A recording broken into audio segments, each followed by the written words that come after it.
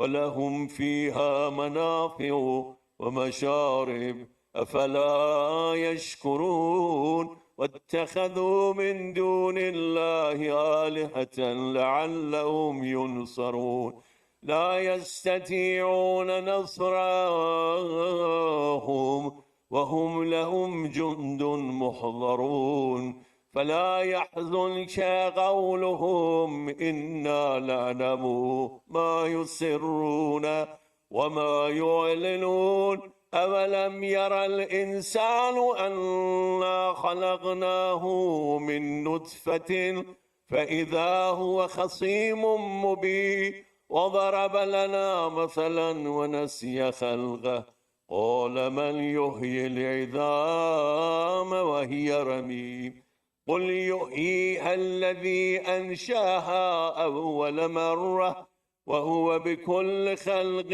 عليم الذي جعل لكم من الشجر الأخضر نارا فإذا أنتم منه توقدون أوليس الذي خلق السماوات والأرض بقادر على أن يخلق مثلهم بلى وهو الخلاق العليم إنما أمره إذا أراد شيئا أن يقول له كن فيكون فسبحان الذي بيده ملكوت كل شيء وإليه ترجعون آمنا بالله صدق الله العلي العظيم رحم الله من يقرأ الفاتحة مع الصلوات for all your marhumin, those who used to be with us, especially tonight that the program Sal al-Sawab is for marhum Agha Mirza Abdul Amir Ibn Agha Mirza Abdul Hussein Tabrizi, father of Sister Shirin, and also father-in-law of our dear brother Ali Jan. And inshallah, remember all those. Rahim Allah man yaqra al-Fatiha ma al-Ikhlas wa al-Salawat. Bismillah ar-Rahman ar-Rahim.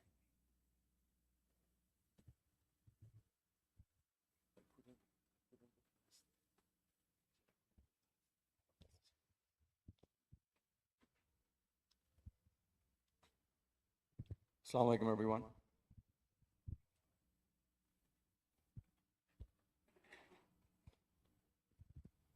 My condolences to the Imam of our time, to Ahlulbayt alayhi salam, and to all of you on the Shahadat of Sayyida Fatima Zahra Salamullahi alayha.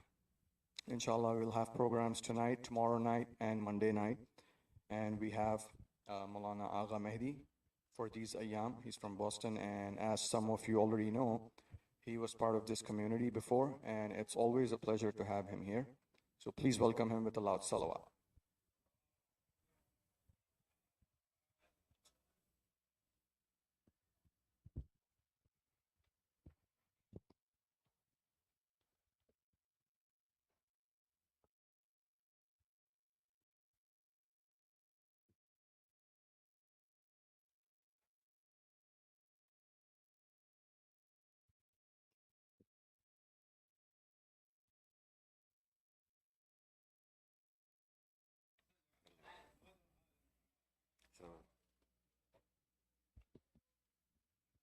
Request for Surah Fatiha for Agha Mirza Abdul Amir Ibn Agha Mirza Abdul Hussein Tabrizi, father of Sister Shirin, and also the other marhum who was named by Brother Falati also before. Bismillah ar-Rahman ar-Rahim.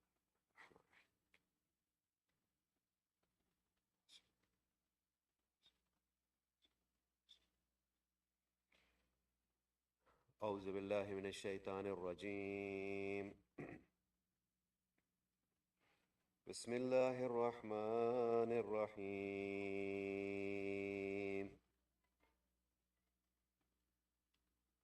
الحمد لله رب العالمين. الحمد لله الذي لا يبلغ مدحته القائلون ولا يحصي نعماءه العادون ولا يؤدي حقه المجتهدون الذي لا يدركه بعد الهمم ولا يناله غوث الفتن الذي ليس لصفته حد محدود ولا نعت موجود ولا وقت معدود ولا أجل ممدود فترى الخلائق بقدرته ونشر الرياح برحمته اللهم أفز صلة سلواتك وسلامة تسليماتك على أفضل التأينات المفازة من الأماء رباني وآخر التنزلات المضافة إلى نوع الإنساني كان الله ولم يكن معه شيء ثاني محصي لعوالم حضرات الخاص في وجوده وكل شيء نحسيناه في إمام المبين الرسول النبي المكي المدني الخرشي التهامي صاحب لواء الهام ومقام المحمود أبي القاسم محمد الحميد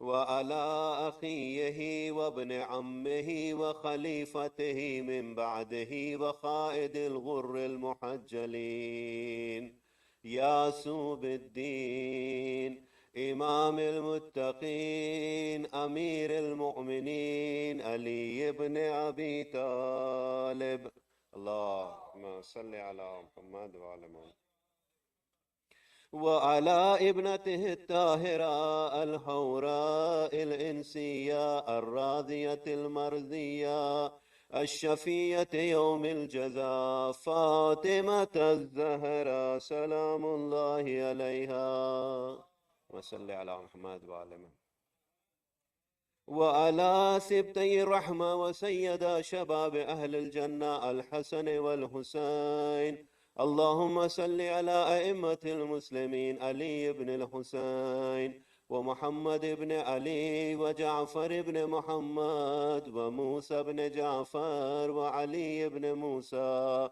ومحمد بن علي وعلي بن محمد وحسن بن علي وحجة القائم المنتظر المهدي صل على محمد وعلى محمد حججك على عبادك وأمنائك في بلادك اللهم سهل منحجهم وعجل في فرجهم وجعلنا من محبيهم ومواليهم وشيعتهم ولعنة الله على أعدائهم أجمعين من الآن إلى قيام يوم الدين بسم الله الرحمن الرحيم إن الذين يكفرون بآيات الله ويقتلون النبيين بغير حق ويقتلون الذين يأمرون بالقسط من الناس فبشرهم بعذاب عليم صدق الله العلي العظيم صلوات على محمد وعلى محمد I begin in the name of Allah, the most beneficent, the most merciful. It's always a pleasure to be amongst mu'mineen, especially this community, my dear brothers and sisters. The occasion is a very sacred occasion. The nights that we are commemorating are the nights of commemoration of the martyrdom of Siddiqa Tahira, the most beloved to Rasulullah, the beloved daughter of Rasulullah, and also there is munasabat of Isa alayhi sawab.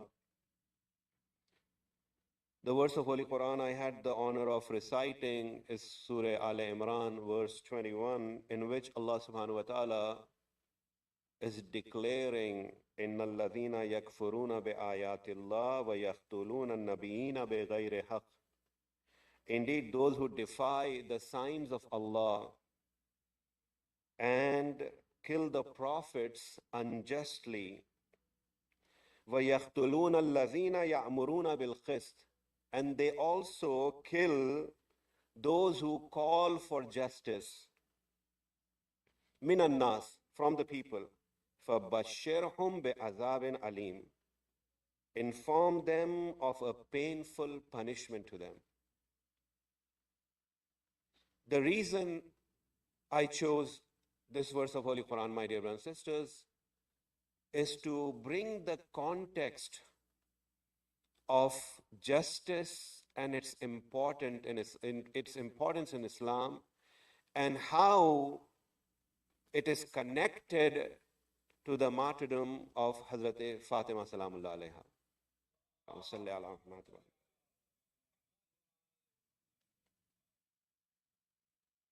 Allah subhanahu wa ta'ala is openly declaring and attributing those who defy the signs of Allah to be equal to those who kill, to those who are trying to enforce justice in society, who are trying to call for justice in society.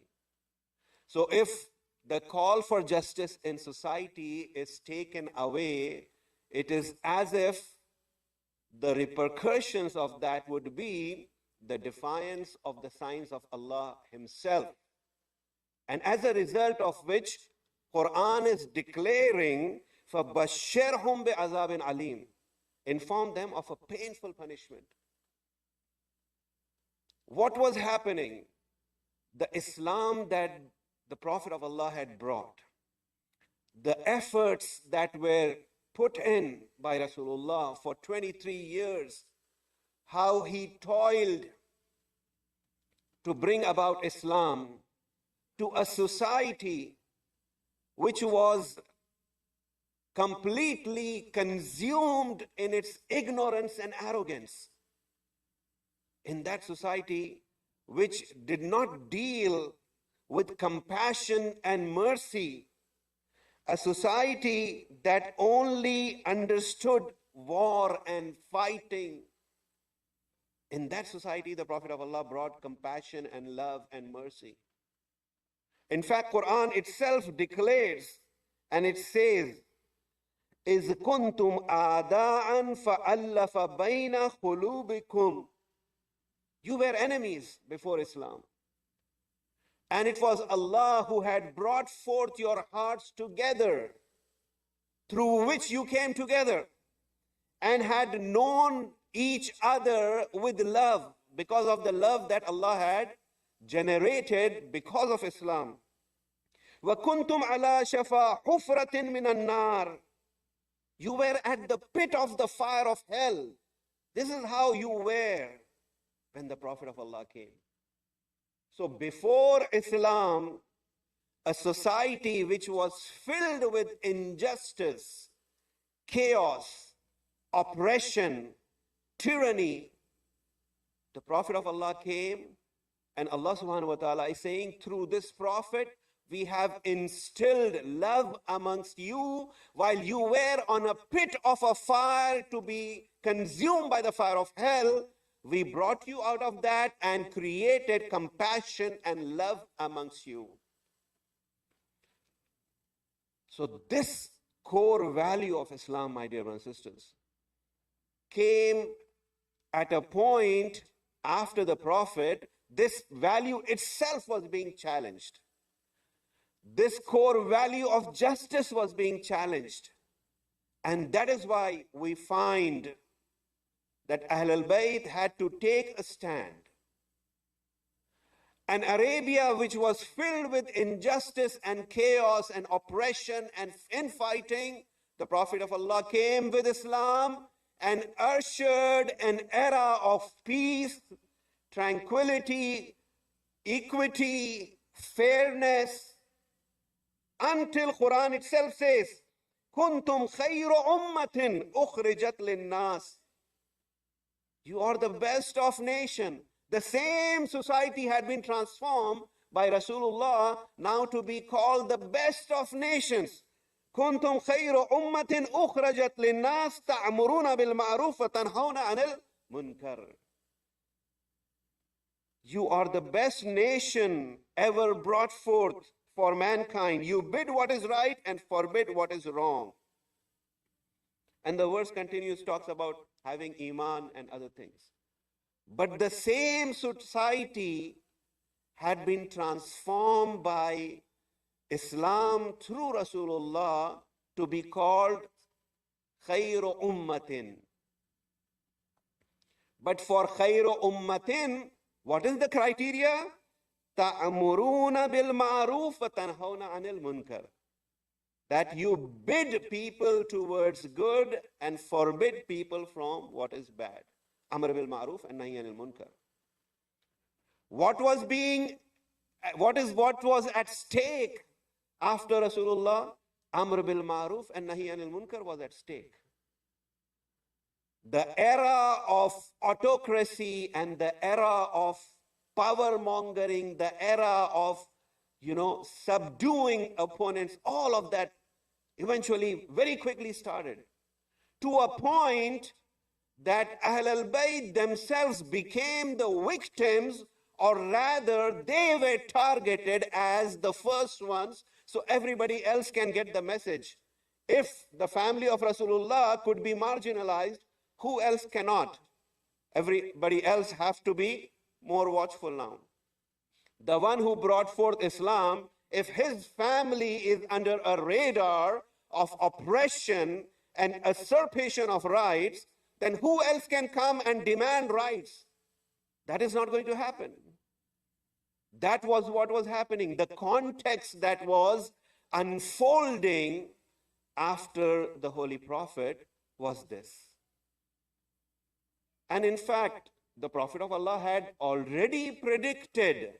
Quran declares that the same society could fade into so much of deception and distraction from truth that they will abandon Quran itself. Quran itself says that. Quran itself says how the Prophet on the Day of Judgment is going to complain. قال وقال رسوله يا ربي إن قومي اتخذوا هذا القرآن مهجورا. That on the Day of Judgment, Rasulullah is going to complain that the same khayru ummatin, the same ummah, the Prophet of Allah shall say, Quran is saying, verses of Quran, that they have abandoned the Quran. So the process of abandoning the Quran was initiated. It was unfolded. Something which was very, very fundamental to Quran, which was inheritance law, which is clearly laid out, was suddenly pulled out. And now there were suddenly exceptions that were being created on the basis of a narration whose narrator is only one person, whose authenticity cannot be even gauged. Because he says that I was told, the Prophet of Allah told when I was with him, that we the prophets do not inherit. Whatever we leave behind is all for the sake of ummah. When Quran is clearly outlining how Dawood inherited Sulaiman or other prophets, so the Quran was being abandoned. The idea of deviating from Quran was being started. That was the reason Hazrat Fatima salamullah alayha stood the ground. That is the reason that she came out in the open to expose this gross violation of the fundamental principles that had been laid by her father Rasulullah, whose basis lies in Quran. And the Prophet of Allah had said, if you find any narration of mine, if you want to validate my narration, test it along with the verses of Quran. If it contradicts Quran, throw it away, abandon it, because Quran is the source of the law. Quran is the source of divine law. And the divine law itself was being challenged. And it was being challenged to the tribe that was the most loyal tribe to Islam, Bani Hashim, they were being challenged by their right being usurped. Salawat ala Muhammad wa ala Muhammad.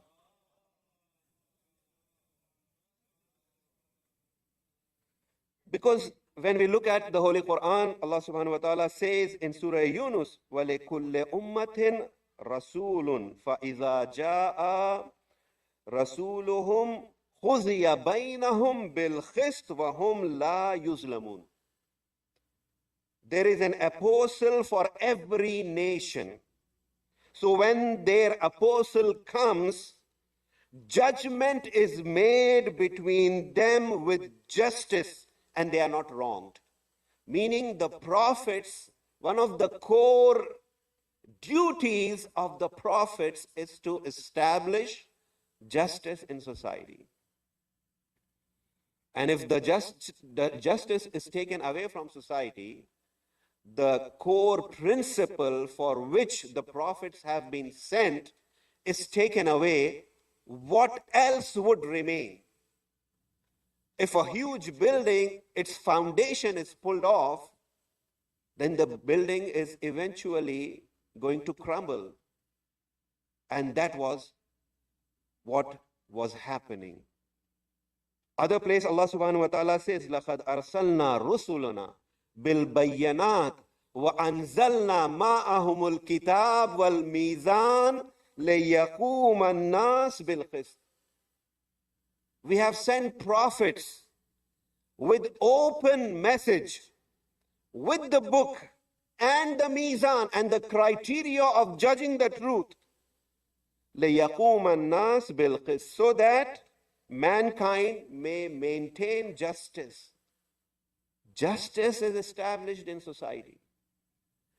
If the first thing, the first harm that is incurred upon Islam and its tradition is to take away justice, then it was the most lofty aspiration of Islam. That is why Hazrat Fatima came out in open. It was not about fidak. Fidak was only a litmus test. There was a bigger plan that was to be unfolded, and therefore Fatima had to take a stand to expose them. Especially, when it comes to justice, we find that one of the main reasons of the assassination of Amirul Mu'mineen, as historians note, who observe history and consider Amirul Mu'mineen to be an administrator, to be a ruler, they say that he was killed because of the intense justice he applied in society. He was not compromising on justice. Justice cannot be compromised.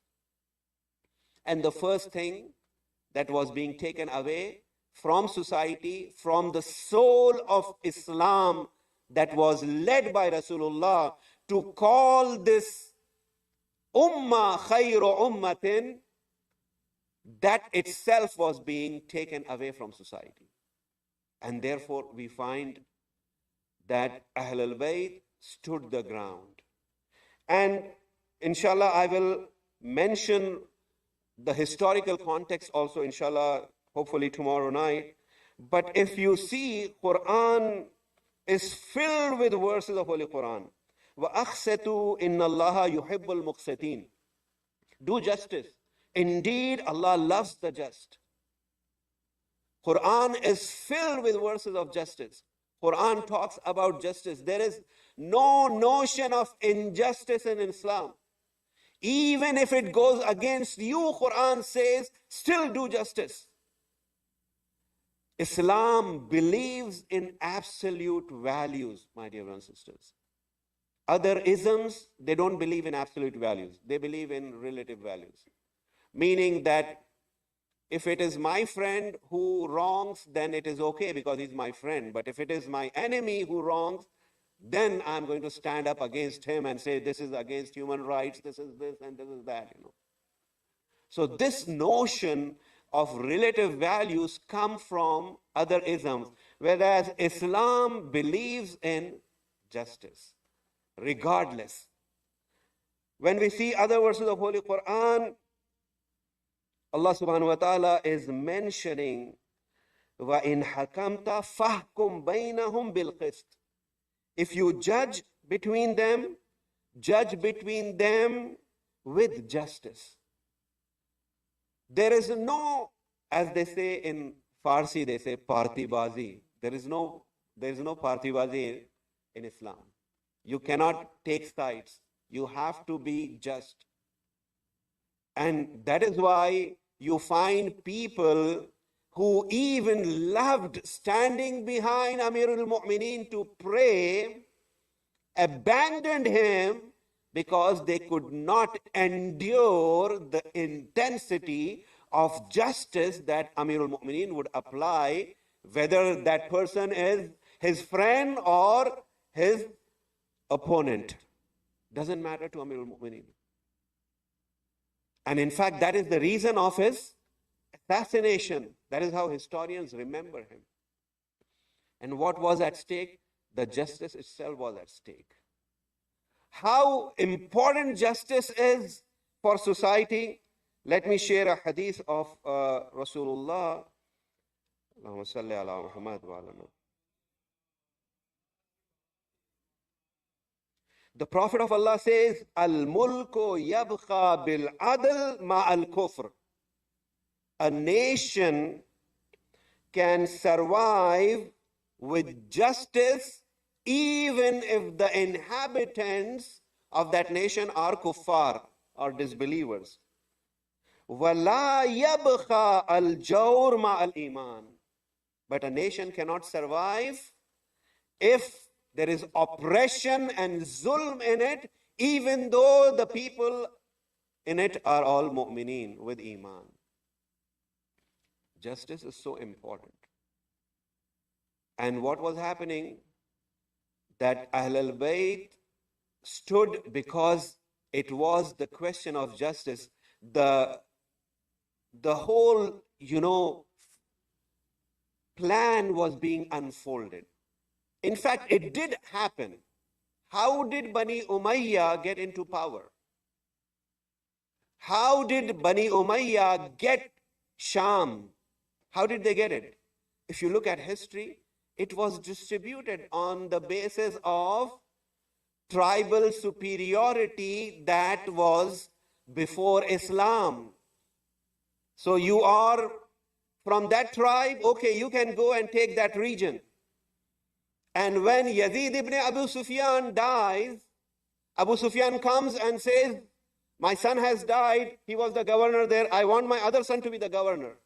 Okay, he can be the governor. The criteria of qualification was not kept there.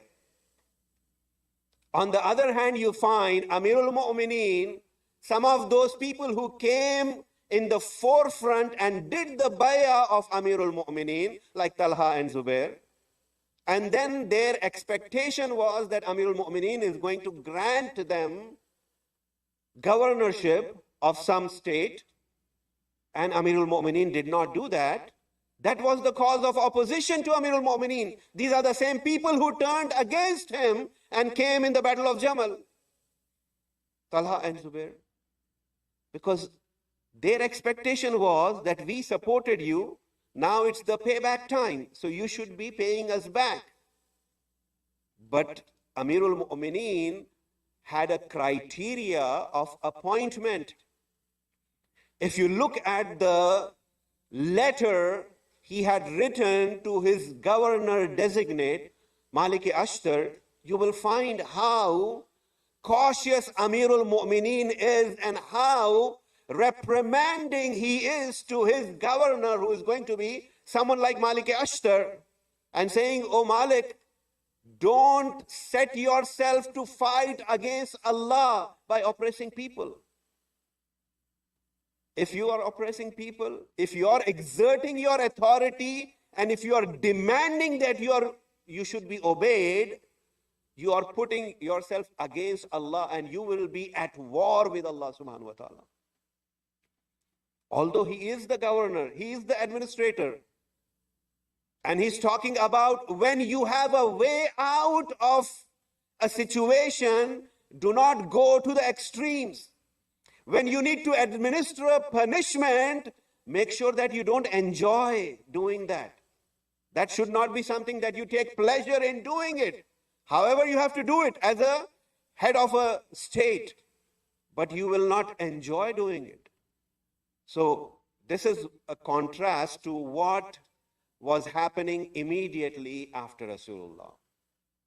Therefore, what Hazrat Fatima stood for and she came out in open should be regarded in the light that there was a bigger picture in which the values that the Prophet had installed and instilled in a society were slowly being plugged out from that society. And the first of one of them was to do this inequality by manufacturing hadith. And then there was a bazaar of hadith manufacturers later on. You know, there is a category of ahadith that are called Israeliyat. Israeliyat is a category of ahadith that, were manufactured in abundance because they will bring in hadith and then reiterate whatever they want to. In fact, one of the persons who came as the head of this whole process, his name was Ka'b al-Ahbar, and Ka'b al-Ahbar was a Jew, and he was a Jewish scholar who was excommunicated, and he had no position, although while the Prophet of Allah was alive, he was there, he did not accept Islam. He accepted Islam at the time of second Khalifa, and he was the one who would want to make his own position in this community, which was growing exponentially, but he was from another tradition. So he would say, I have read in the book of Moses this, and then he will manufacture a hadith. I have read in the book of Mary this, and he will, because there is no proof for any of this. And one of the, investors in him was Amir-e-Sham. For him, he was going on a gray camel, and to Amir-e-Sham, Ka'b al-Ahbar says that I see that the Khalifa, the future Khalifa, is going to ride a gray she camel. He was riding the gray she camel. He immediately has his attention and he gets hired and he manufactures a hadith.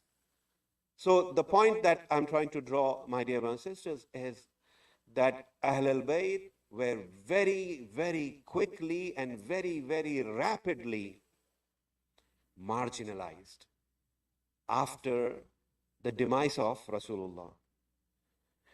And those at whose door the Prophet would stop every day after the revelation of Ayat-e-Tathir to say salam. Assalamu alayka ya Ahle Baytin Nubuwa. There was nobody in Medina who did not knew who was Ahlulbayt. Now there is another, claim in today's social media from other mazahib. They are trying to include Ahlulbayt, even they are trying to include the azwaj of Rasulullah into Ahlulbayt. One of the, proofs that they are not Ahlul Bayt, they are azwaj of the Holy Prophet. Quran has given them enough respect. We are not talking about that. But they are not Ahlul Bayt. They do not fall into the category of innama yuridullah liyuzhiba ankum ar-rijsa ahlal bayt. They do not fall into that category. one of the decisive proof is that there is not even a one false hadith from any wife of the Prophet saying that this ayah refers to us and we are Ahlul Bayt. Not a single wife of the Prophet had claimed that this ayat-e-tathir belongs to us and we are Ahlul Bayt. So now they are trying to even include them into Ahlul Bayt. So this marginalization to Ahlul Bayt was out of the fear that they had that Arabia would usher into a society which is a just society. Because there were people who came into the ranks of Islam for the benefits that they can enjoy from the success of Islam. They did not wanted all this Ajam who are coming from outside to have the same status. One of the reasons why Amirul Mu'mineen was very, very popular in Kufa, they say because Kufa was a battalion, or Kufa was a military barracks that was built by the second Khalifa. However, because that was a military barracks, a lot of Ajam, meaning the Persians and others, had come there who had accepted Islam and they were stationed there. And why Imam Ali had more support there? Because, again, that they knew it was only and only Ali who did not see people from the tribal superiorities of Arab and Ajam, who treated everyone equally. That is why people in Kufa loved Imam Ali. So what was happening here? Again, justice was being trampled. That is why Siddiqa Tahira had to come to the court of the Khalifa to stake her claim that what was hers, and she was taking that claim with authority and with eloquence.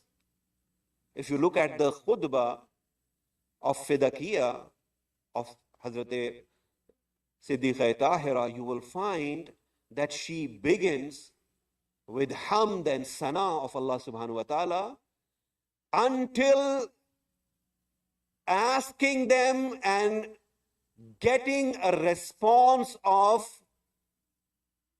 accepting that she is Fatima, the daughter of Rasulullah. Don't you know who I am? This is Fatima, and I am talking to you. This is my right, and you have usurped my right, and I want my right back.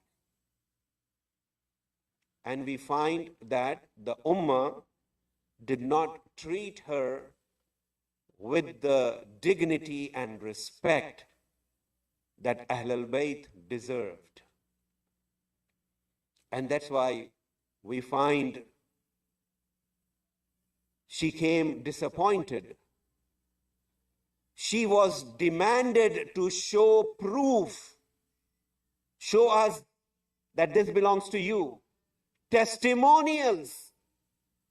Ayman, one of the servants of Rasulullah, she was brought forth. She says, do you know what my position is? I am the one whom the Prophet of Allah had said, Ayman, your station in Jannah is so and so. And I am testifying that the Prophet of Allah had given Fadak to his beloved daughter. And that testimony was thrown away. Sheikh Tusi, in this discussion, talks about another companion, probably Jabir ibn Abdullah Ansari. He says after the passing away of Rasulullah, there was a booty that came from Bahrain. And he goes to the Khalifa and he says that the Prophet of Allah had told me that when it comes from Bahrain, oh Jabir, it is all yours. He says, go, take it, take it. He does not ask for any testimony. But here, to the daughter of Rasulullah, a testimony is being demanded. And then that testimony is being rejected. That is why, my dear sisters, we find Fatima was not only in the state of sorrow, losing her father, she was struggling to establish the truth that her father had left. And she was struggling to lay back the legacy that her father had left. And that was the marsiya that we find from Fatima. That this is the same daughter whom the Prophet of Allah had called Abiha, mother of his father. And this daughter was reciting this marsiya, Subbat alayya masa'ibun law an-nahar. Oh, my beloved father, after you, Fatima, was facing the masa'ib and hardships, had they fallen on the bright days, those bright days would turn into dark nights. And Fatima, if you remember, my dear brothers and sisters, when the Prophet of Allah was departing from this world, Fatima was close to Rasulullah, and the Prophet of Allah would become unconscious, and then he would gain consciousness, and he saw that Fatima is crying, and the Prophet of Allah says, Ya Habibati Fatima, oh Fatima, why are you crying, oh Fatima? And the Prophet of Allah, she says, oh my beloved father, I am crying of losing you. And we find Rasulullah consoling Fatima. Oh Fatima, do not be sorrowful, oh Fatima. Your father is Sayyidul Mursaleen, O Fatima. Your husband is Sayyidul Awsiya, O Fatima. Allah had honored you and your family, O Fatima. And O Fatima, be steadfast, O Fatima. And the Prophet of Allah is consoling Fatima here. And I would say that this is the beloved daughter of Rasulullah, and she is losing her father, but she is still in Medina. And Ali Murtaza is still present, and other companions of Rasulullah are present. However, there was another Fatima that Hussein had to bid farewell, and she resembled in this Fatima. And Hussein was leaving this Fatima on Asr-e Ashur.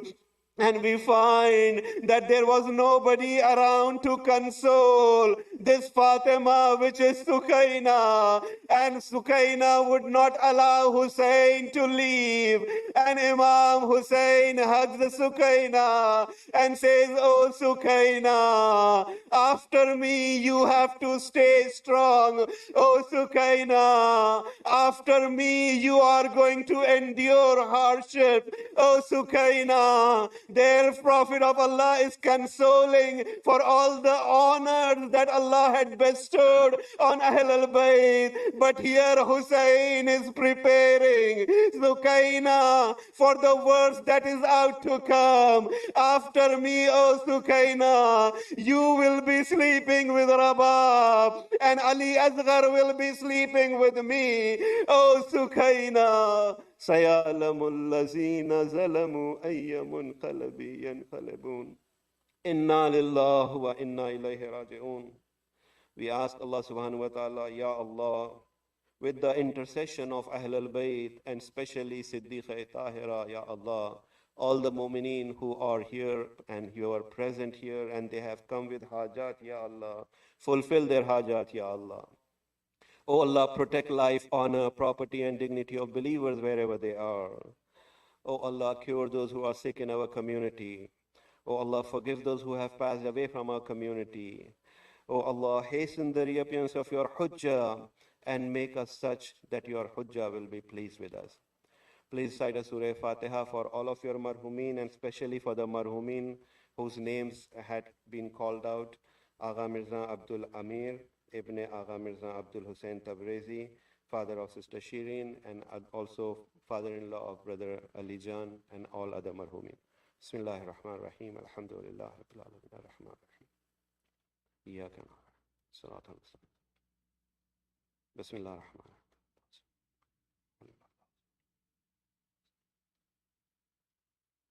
Ya Hussein.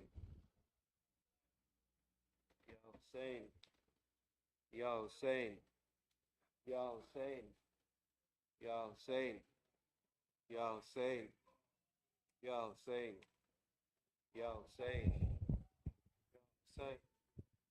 Ya Hussein. Ya Hussein. Ya Hussein. Ya Hussein.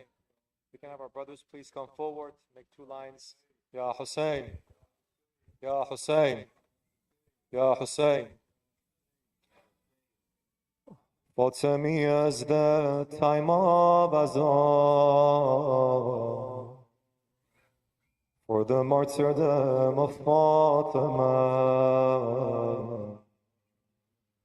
the crushing of the mother of Sadat by the shameless people of Medina.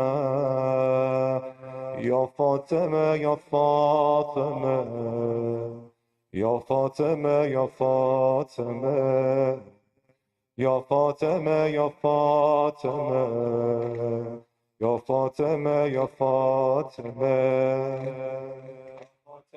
Ya Fatima.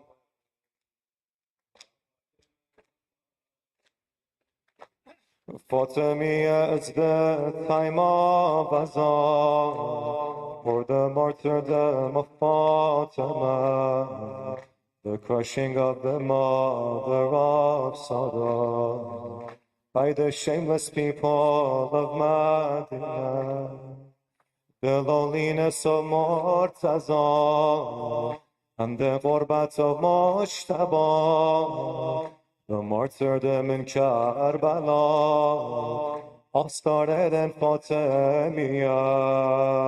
Ya Fatima, Ya Fatima, Ya Fatima, Ya Fatima,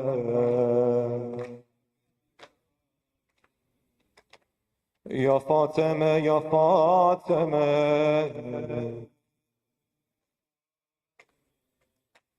Fatimiyah is the death of Muhsin, the time to remember again. They called Rasulullah a crazy man when he asked for paper and pen. The loneliness of Murtaza and the ghurbat of Mujtaba, the martyrdom in Karbala, all started in Fatimiyah. Ya Fatima, Ya Fatima, Ya Fatima, Ya Fatima.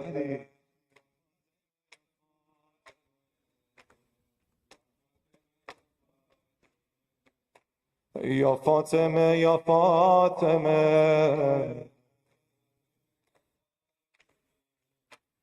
Fatimiyah is the time of Agha, the time of Agha for Murtaza, time to remember the death of Zahra.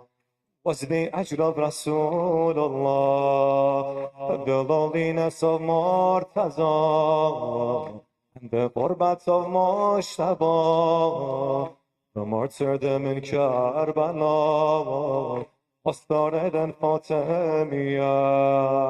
Ya Fatima, Ya Fatima,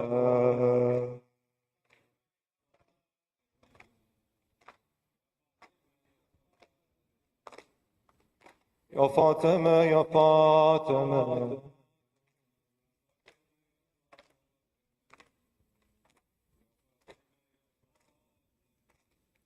با هر نفست آه شرر بار نکش، دستامو بگیر منت دیوار نکش.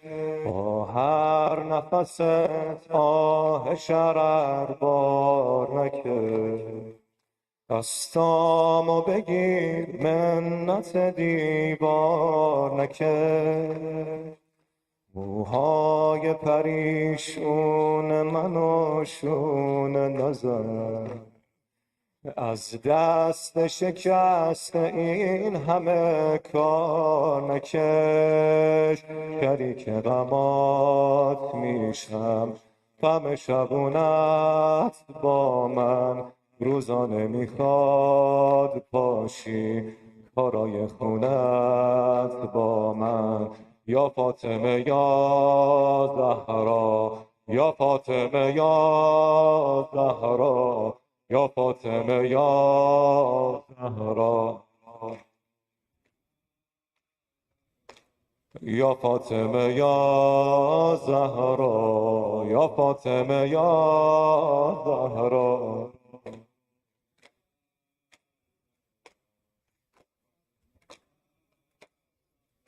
تقدیر تو رو زمان غم بار کشید، امشب رو بمون کارم به اصرار کشید، حسرت میکشم که سر رو سینت بذارم، از وقتی که این سینه به مسمار کشید، دلیل فشار در کینه و تلافی بود، 3 ماه که رو بازوت اثر غلافی بود، یا فاطمه یا زهرا، یا فاطمه یا زهرا.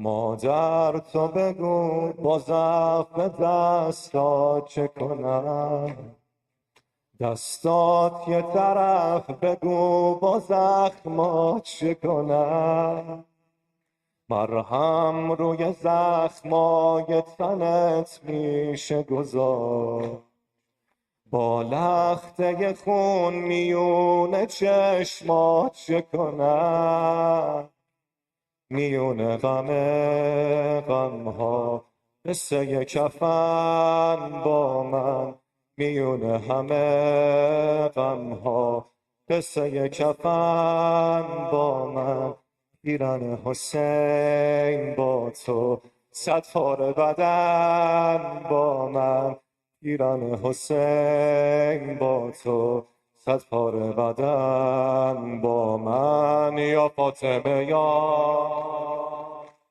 یا فاطمه یا زهرا.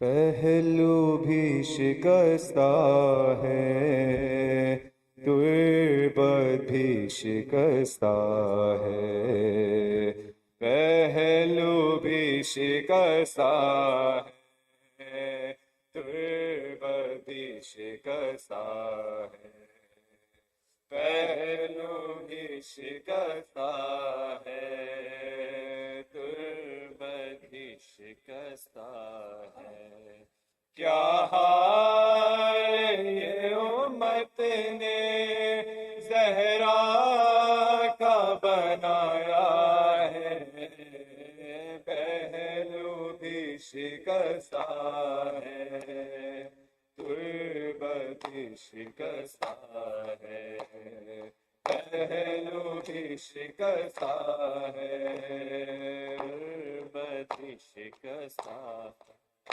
खातून कोई हमसे यूं चूर नहीं देखी, ऐसी कोई दुनिया में मस्तूर नहीं देखी, 18 बरस में ही लगती जो ज़ईफ़ा है, पहलू भी शिकस्ता है, तुर्बत भी शिकस्ता है, پہلو بھی شکستہ ہے،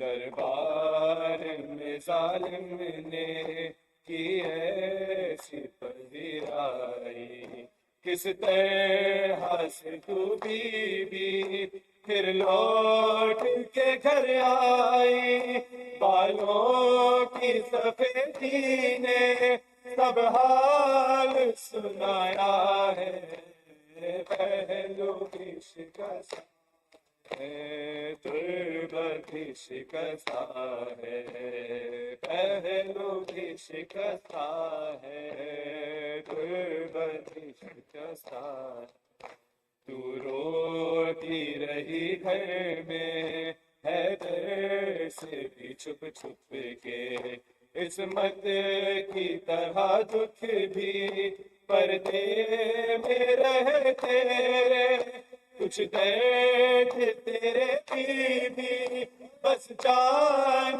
کی فضا ہے، پہلو بھی شکستہ ہے، تربت بھی شکستہ ہے، پہلو بھی شکستہ ہے، تربت بھی دو ایسے جنازے ہیں تاریخی میں جھوٹے، بس گھر کے ہی لوگوں نے دونوں کو دیے کاندھے، ایک فاطمہ زہرا ہے، ایک بال سکینہ ہے، پہلو بھی شکستہ ہے، تربت بھی شکستہ ہے، پہلو بھی شکستہ ہے، تربت بھی مرہم تیرے زخموں کا بھی نہ ملا اب تک، اولاد امیہ کی باقی ہے جفا اب تک، رونے پہ بھی پہرا تھا، تربت پہ بھی پہرا ہے، پہلو بھی شکستہ ہے، تربت بھی شکستہ ہے، پہلو بھی شکستہ ہے، مسمار تیرا روزہ امت نے کیا جب سے، بابا تیرا رہتا ہے تربت پہ تیری تب سے، کب گنبد خضرا میں بابا تیرا رہتا ہے، پہلو بھی شکستہ ہے، تربت بھی شکستہ ہے، پہلو بھی شکستہ ہے، تربت بھی مہدی سے کوئی پوچھے کیا اس پہ گزرتی ہے، آواز بقیہ سے جب رونے کی آتی ہے، آنکھوں سے لہو رو کے وہ بھی یہی کہتا ہے، پہلو بھی شکستہ ہے، تربت بھی شکستہ ہے، وسيدا وويلا وسيدا وويلا وغربة وويلا ومظلوما وويلا ومظلوما وويلا يا وسيدا وويلا وسيدا وويلا وويلا وويلا وويلا آيامي وسيدا وويلا وسيدا وويلا ومعصوما وويلا ومعصوما وويلا أبا سيد أبا ويلا أبا ويلا أبا ويلا أبا ويلا يا علي هاي هاي هاي هاي هاي هاي.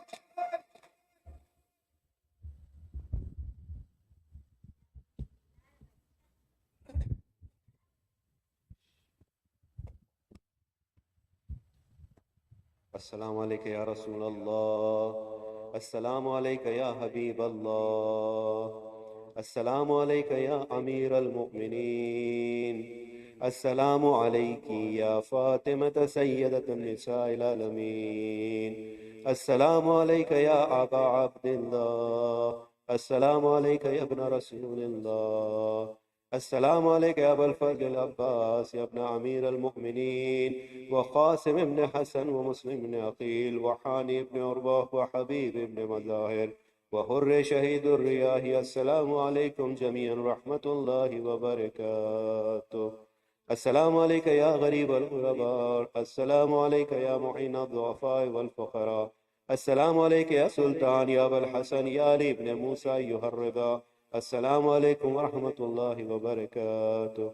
السلام عليك يا صاحب العصر والزمان، علمان علمان علمان، خليفة الرحمن إمام الإنس والجان، شريك القرآن، عجل الله تعالى فرجك وسهل الله تعالى مخرجك وزهورك. السلام عليكم جميعا رحمة الله وبركاته.